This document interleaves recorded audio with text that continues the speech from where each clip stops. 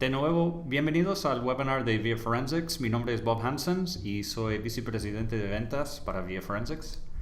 Bienvenido a nuestros Via Talks. Normalmente hacemos los Via Talks cada martes a las 14 horas hora de Nueva York o 20 horas hora de Madrid. Los temas que discutimos son de seguridad de dispositivos móviles, en particular iOS y Android, temas forenses y más. Hoy es el primer webinar Via Talk en español que hemos hecho y ya tenemos uno más planeado para el 18 de septiembre. El tema del webinar del 18 es ViaLab, nuestra herramienta que le permite hacer un escaneo de vulnerabilidades de una aplicación iOS o Android en menos de 30 minutos.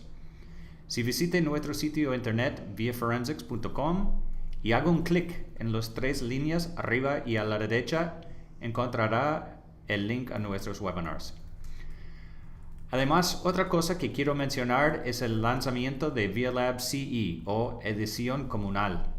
ViaLab CE tiene varias funciones de ViaLab disponibles sin costo y te permite hacer un breve análisis de su aplicación. Lo puede encontrar en viaprotect.com/lab.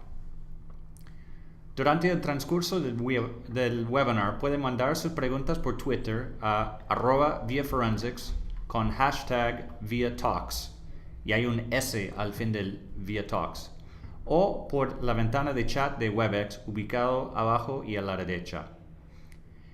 Quisiera introducirles a Sebas Guerrero, uno de nuestros analistas de seguridad en plataformas móviles. Sebas ha trabajado con nosotros casi 2 años y está ubicado en Barcelona. La charla de hoy es los 5 errores más comunes de seguridad en el desarrollo de aplicaciones. Sebas, los participantes están en tus manos. Vale, de acuerdo. Gracias, Bob, y gracias a todos los participantes por unirse hoy en esta Via Talk.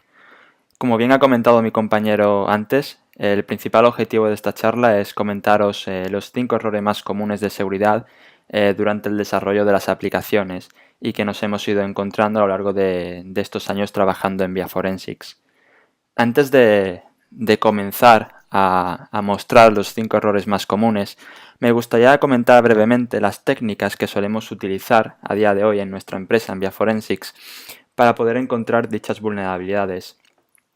Básicamente, todos los tests que realizamos los podemos dividir en estas 3 pequeñas secciones, empezando por el análisis forense, que básicamente consiste en adquirir una imagen del dispositivo para su posterior análisis y tratar de determinar si la aplicación que estamos analizando deja rastros de datos que consideremos sensibles, véanse credenciales, tokens, tarjetas de crédito o cualquier otro tipo de información que pueda poner en riesgo la seguridad del usuario.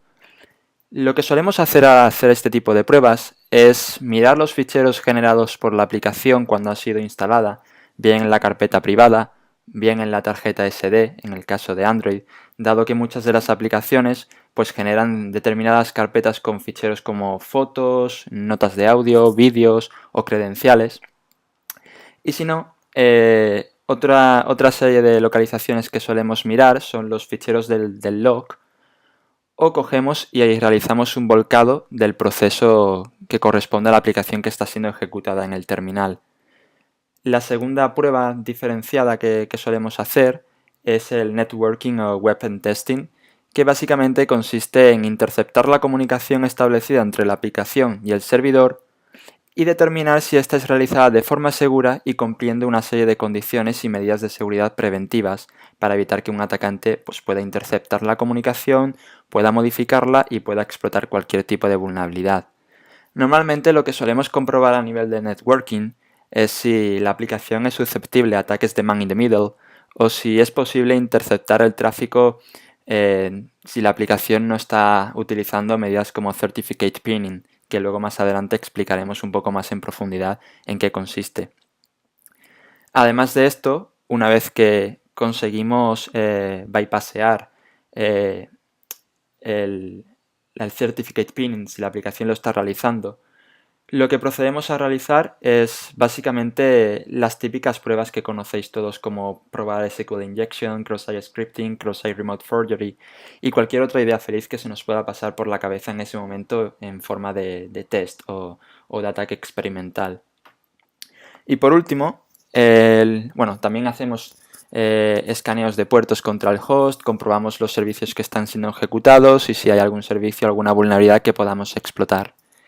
Y por último, lo que tenemos es el análisis de código, que personalmente es mi parte favorita, donde analizamos el binario de la aplicación y comprobamos si es vulnerable a una determinada serie de pruebas. Entre ellas, pues ver si la aplicación ha sido enviada al market con el flag de debuggable o de allow backup activado, o si tiene, por ejemplo, la interfaz add JavaScript interface vulnerable y podemos modificar en tiempo de ejecución los recursos que la aplicación está cargando desde Internet, explotar esta vulnerabilidad y ejecutar código remoto con los permisos de ejecución de la aplicación en sí.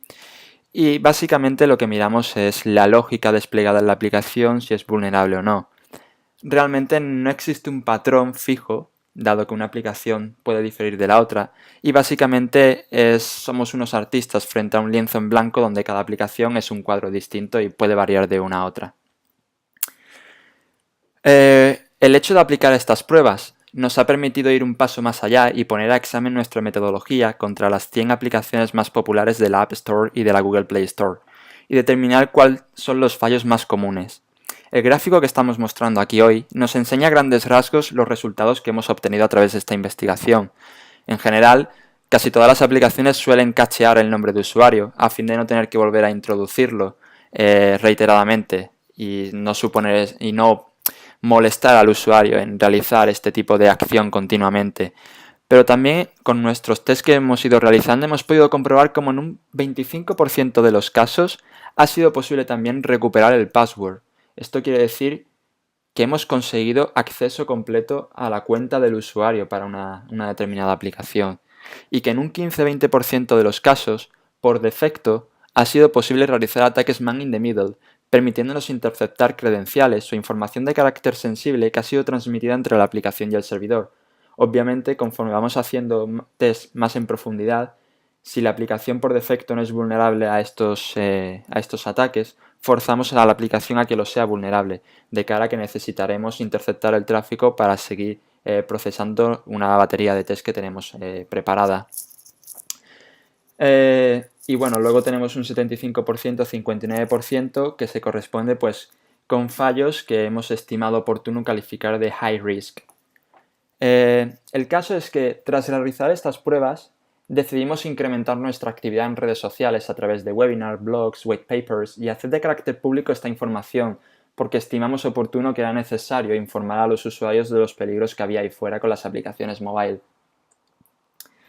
Entonces, volviéndonos a centrar en el objetivo de este webinar, los resultados que vamos a mostrar son basados en nuestra experiencia tras años realizando auditorías de seguridad de aplicaciones móviles. Y esto incluye aplicaciones de banca, retail, healthcare, por mencionar algunos de ellos. Y los fallos que hemos decidido comentar se han venido observando desde comienzos del 2010 y a día de hoy podemos decir con total seguridad que no ha habido una variación significante en las pruebas que hemos ido realizando y en los fallos comunes que han estado presentes siempre desde ahí. Entonces, bueno, el primer fallo que se merece con creces ocupar esta posición primera es el almacenamiento inseguro de credenciales, que probablemente es la peor pesadilla que todo desarrollador ha de afrontar. Es de sobra conocida las prácticas inseguras llevadas a cabo por muchas aplicaciones a la hora de almacenar los credenciales y cualquier otro tipo de información sensible. Básicamente, entendemos que los desarrolladores deciden hacer esto bien por un desconocimiento del ecosistema de Android, bien porque no conocen todas las APIs, los métodos, o bien simplemente porque tratan de no molestar al usuario y de no forzarle a introducir continuamente estos credenciales. La cosa es que la forma de realizar este almacenamiento puede variar enormemente de una aplicación a otra. Pero al final al cabo el problema es el mismo. El problema es que el usuario cuando va a analizar, el analista en este caso, cuando va a auditar la aplicación, obtiene acceso a esos credenciales y puede suplantar la identidad del usuario sin que éste se percate de ello.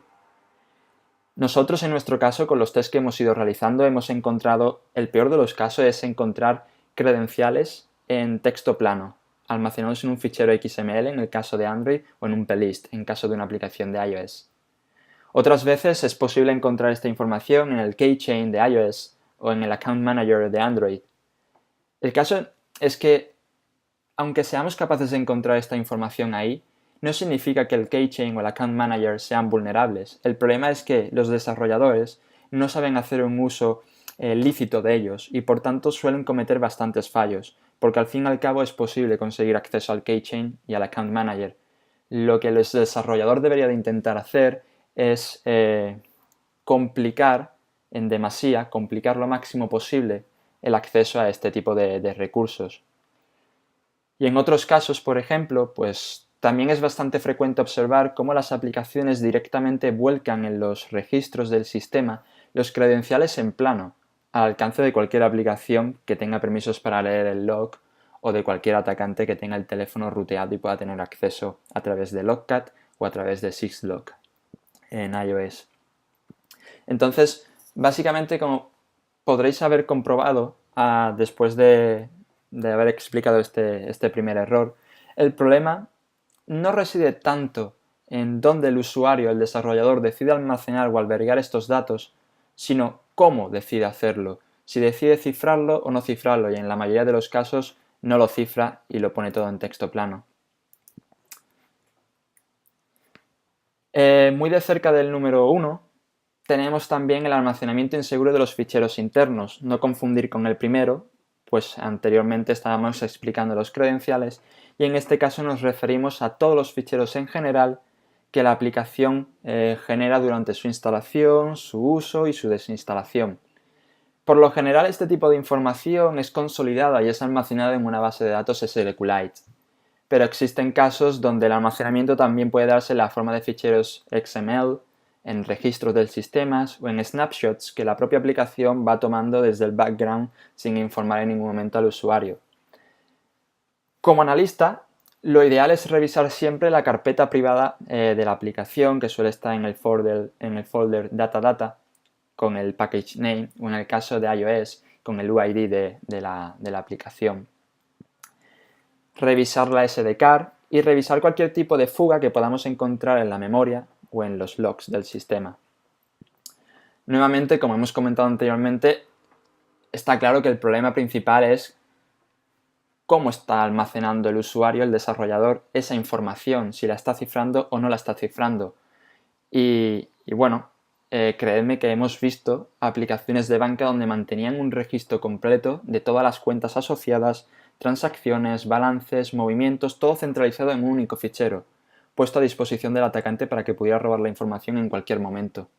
Pero además, el único problema no es que almacenen esta información en texto plano en una base de datos, puesto que si el usuario no tiene ruteado o jailbroken el device, no puede tener acceso a esa información.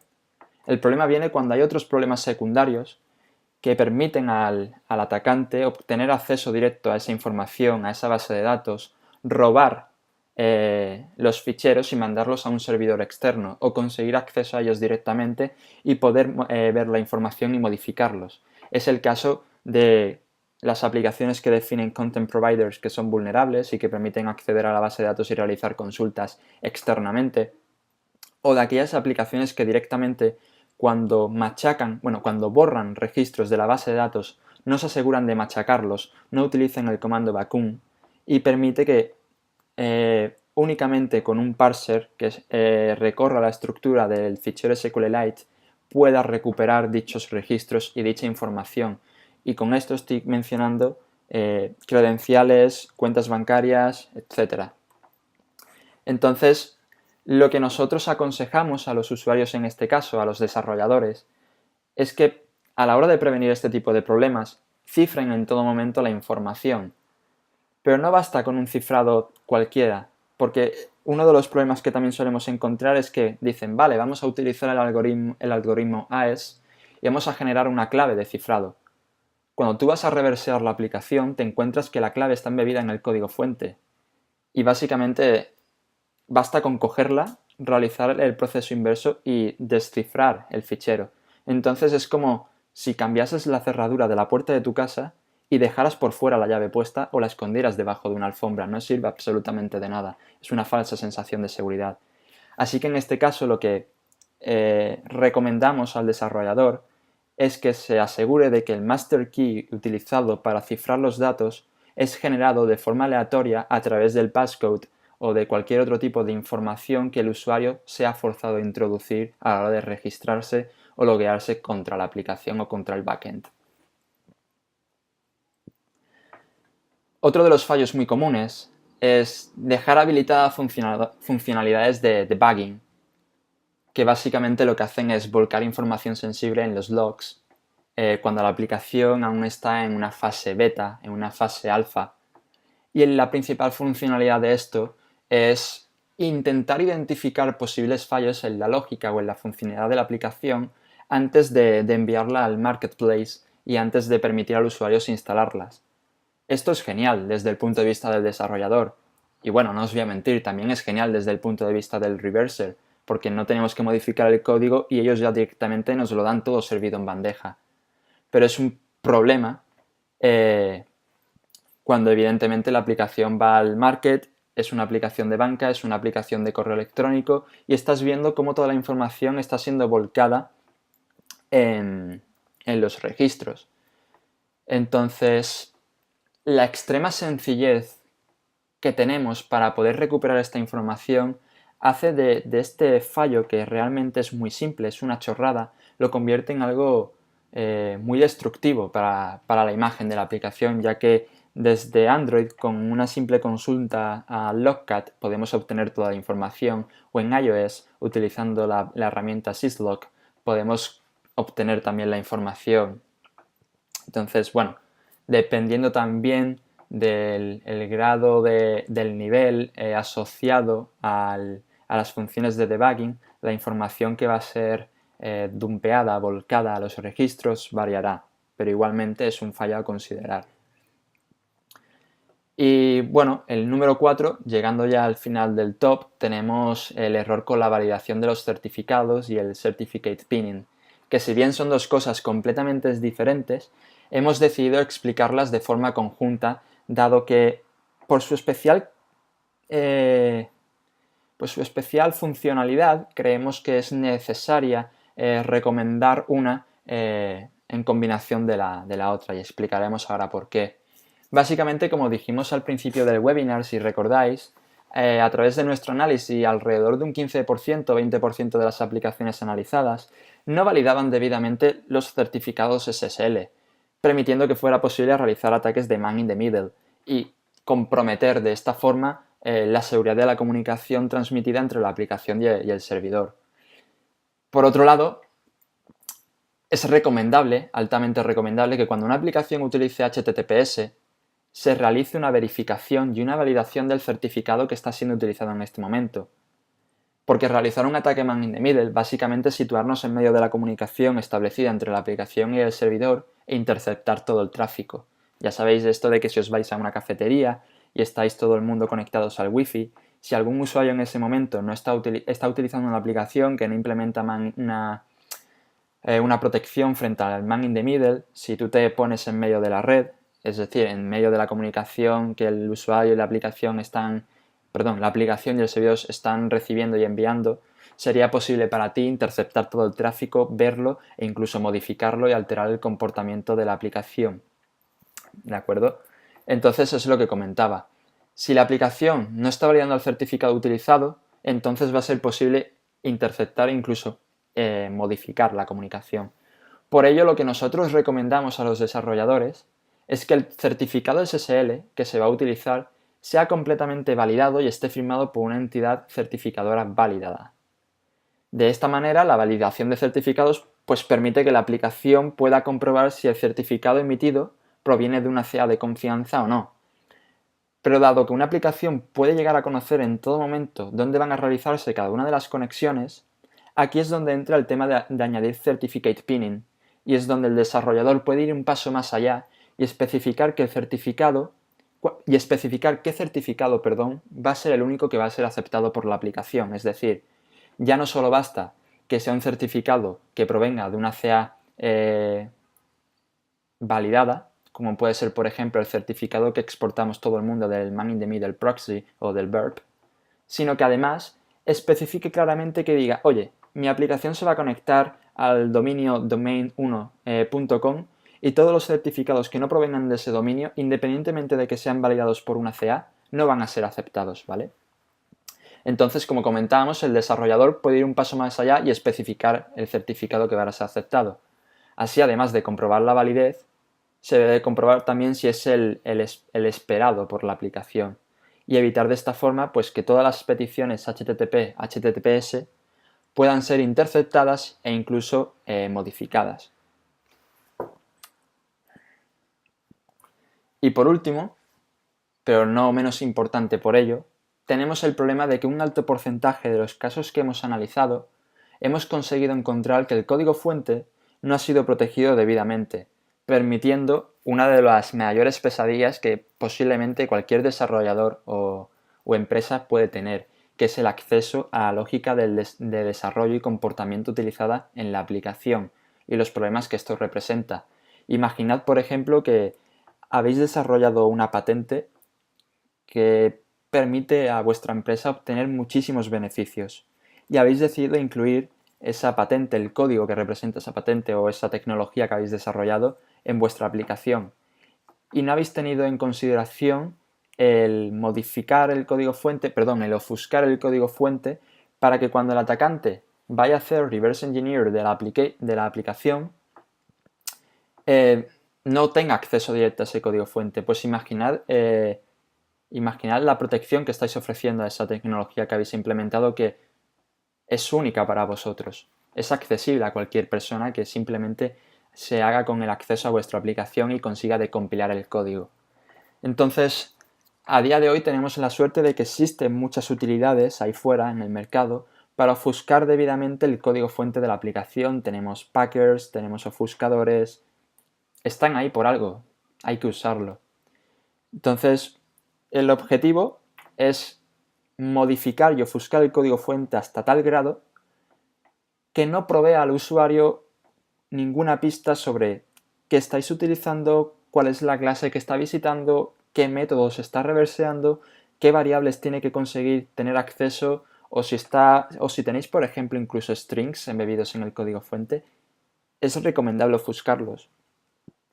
Igualmente, todas las soluciones y recomendaciones que hemos ido comentando para cada uno de estos problemas no son infalibles, no son 100% seguras. Lo único que vamos a conseguir es incrementar la cantidad de recursos y de tiempo que un atacante ha de gastar, por así decirlo, a la hora de bypassear todas las medidas de seguridad que hemos implementado. Pero al fin y al cabo llegará un momento en el que consiga vencernos, por así decirlo. Nuestra misión es dificultarle este camino lo máximo posible. Y una de las cosas que debemos de hacer es, como he comentado antes, ofuscar el código. Pero además, también aconsejamos que restringamos el acceso a cualquier debugger, a cualquier aplicación que pueda atachearse al proceso, pueda debuguear el comportamiento de la aplicación y pueda obtener en cualquier momento información sensible sobre el estado de ejecución del proceso, el valor que está asociado a unas determinadas variables, etc.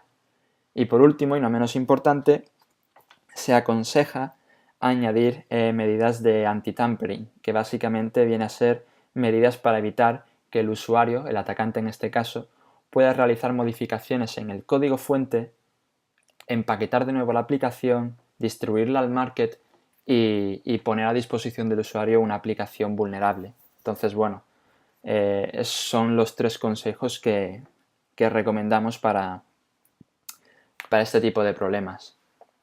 Y con esto, pues podemos dar por finalizado este breve webinar sobre los 5 errores más comunes que hemos ido viendo durante nuestro largo viaje en Via Forensics en el desarrollo de aplicaciones.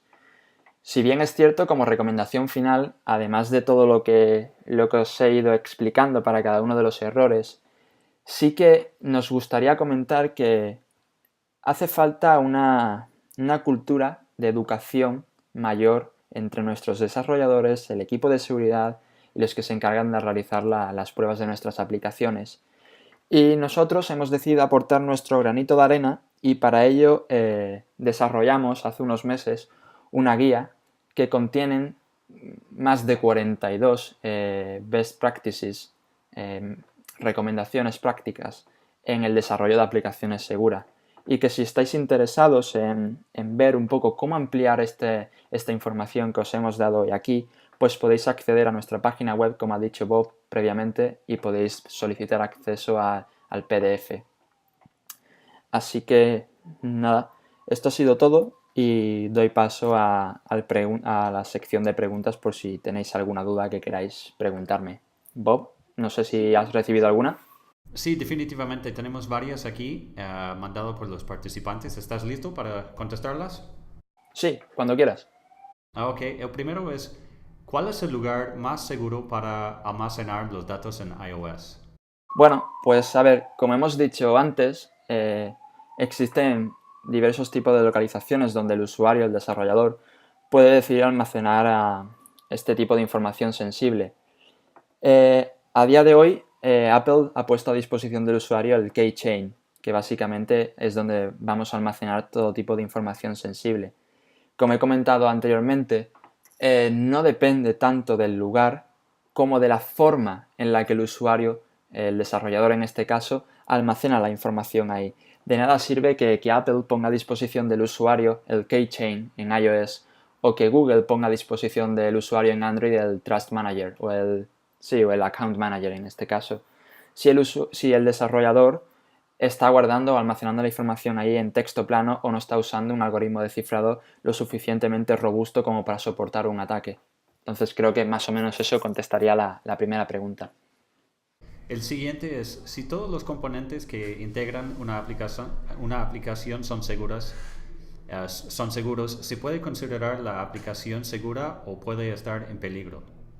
Bueno, realmente hay un dicho aquí que dice que es mejor no dormirse en los laureles. Y esto lo que quiere decir es que por muy segura que hayas desarrollado tu aplicación, nunca debes de confiarte al 100% de que todo está en su correcto lugar y todo está con las medidas de precaución debidas. Lo que esto quiere decir es que puedes haber desarrollado tu aplicación de la forma más segura, utilizando los algoritmos de cifrado más robustos, que tarde o temprano se descubrirá una nueva vulnerabilidad, ya sea en la plataforma, en algún framework que estás utilizando, en alguna librería que estás incluyendo en el proyecto. Lo que viene a decir es que si la aplicación fue segura en su día, cuando esta vulnerabilidad nueva ha salido fuera a la luz, es de vital importancia que el desarrollador o la compañía en este caso implemente un parche de seguridad para solventar o subsanar este error. Por lo que diría en este caso que no, realmente nunca tenemos la certeza de que una aplicación sea segura. Es algo que va constantemente evolucionando y que debemos de tenerlo en cuenta. Okay. La tercera es, ¿necesita un dispositivo estar rooteado o jailbroken para poder completar un análisis de seguridad? ¿Y por qué? Vale, esta es una pregunta que ha generado un poco de controversia en los últimos meses y es algo que, bueno, cada vez se está observando que muchos más desarrolladores y muchas más empresas están adoptando la postura de permitir que una aplicación, pues, que un dispositivo sea ruteado a la hora de analizar la aplicación. Si quieres mi respuesta, sí, es necesario que un dispositivo esté ruteado para completar un análisis. Y ahora te comento el porqué. El porqué es muy sencillo. Cuando tú instalas una aplicación, la aplicación genera una serie de ficheros que son guardados en una carpeta privada y de la que el usuario como tal no tiene acceso porque está protegida por la sandbox de Android o por la sandbox de iOS. Entonces es necesario conseguir acceso root al dispositivo para obtener acceso a esas carpetas y a esos ficheros que la aplicación está guardando ahí. Y además, dentro de los tests que solemos realizar, pues bueno, analizamos también la aplicación de forma dinámica y en el caso de iOS lo que usamos es Cycrypt, que básicamente nos permite inyectarnos o atachearnos al proceso de la aplicación y modificar en tiempo real el flujo de ejecución de los métodos y de las clases y ver el contenido de las variables. Eso en iOS. En Android, por ejemplo, tenemos Exposite Framework, que nos permite hacer básicamente lo mismo y entonces el caso es que de no obtener root o de no tener jailbroken el device, el dispositivo, no podríamos hacer esto y por tanto no podríamos emitir a nuestro cliente, en este caso, siendo una empresa de seguridad, un report al 100% completo y cubriendo abarcando todas las posibilidades de análisis. Okay. El cuarto es SQL Cipher es buena opción para proteger los datos en SQLite.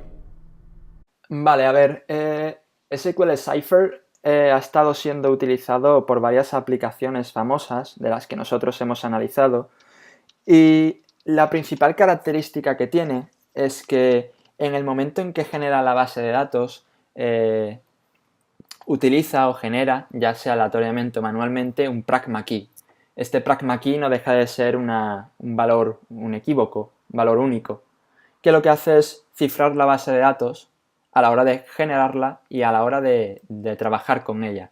Lo que quiere decir es que si nosotros tenemos el dispositivo rooteado y obtenemos acceso a la carpeta, si hacemos un pull de esas bases de datos, de primeras nos vamos a encontrar con la barrera de que la aplicación, la base de datos, está utilizando SQL Cipher. Esto quiere decir que no podemos ver el contenido de la base de datos si no obtenemos previamente el pragma key. Como he comentado antes, es una buena opción, de hecho es la recomendable y nosotros abogamos porque los desarrolladores la implementen. El problema nuevamente en este caso viene en cómo el desarrollador la integra con la aplicación, porque hemos visto muchos casos en los que el pragma key directamente estaba embebido en el código fuente en texto plano y bastaba con obtener acceso a él, averiguar qué versión de SQL Cipher había utilizado el desarrollador para cifrar la base de datos y listo, nos lavábamos las manos y obteníamos acceso a toda la información. Entonces en este caso sí, es recomendable utilizarlo, pero también hay que ser consecuente con el pragma key y hay que intentar pues ofuscarlo o ocultarlo de ojos externos. El quinto, y parece que es el último, si no hay más, ¿cómo varían las vulnerabilidades cuando se trabaja con diferentes plataformas? Bueno, digamos que tenemos una serie de vulnerabilidades que son básicas. Tenemos una serie de vulnerabilidades, por ejemplo, no sé ahora mismo qué decirte, las vulnerabilidades que estén en el entorno web, cuando la aplicación se está comunicando con el backend service. Véase cross-site scripting, SQL injection, etc. Cuando estamos hablando de la propia plataforma en sí, realmente, bueno, todas tienen el mismo fallo, que viene a ser fallos en la lógica, en cómo han utilizado las API, los métodos, elevaciones de privilegio, path traversals, obtener acceso a ficheros que deberían de estar restringidos. Todo esto, yo diría que un 75% de las vulnerabilidades que a día de hoy analizamos y probamos son comunes, por así decirlo, mejor dicho, en todas las plataformas, ya sea iPhone, Android, Windows Mobile o BlackBerry. Variar las vulnerabilidades, bueno, varían después en ese pequeño porcentaje en cómo ha sido implementada la plataforma. Por ejemplo, en el caso de Android tenemos el Allow Backup Flag, que nos permite hacer un backup de la aplicación sin necesidad de tener root o atachearnos al proceso porque el Debuggable Flag ha sido activado y eso no está presente en iOS. Entonces sí, hay una pequeña pero mínima variación, pero no es un abanico muy amplio. Bueno, Sebas, muchísimas gracias. Parece que no hay más preguntas. Como mencioné antes de la presentación, tenemos otro VIA Talk planeado para el 18 de septiembre. El tema de ese webinar será, ese webinar será hecho por Pau Oliva, uno de nuestros ingenieros de seguridad móvil.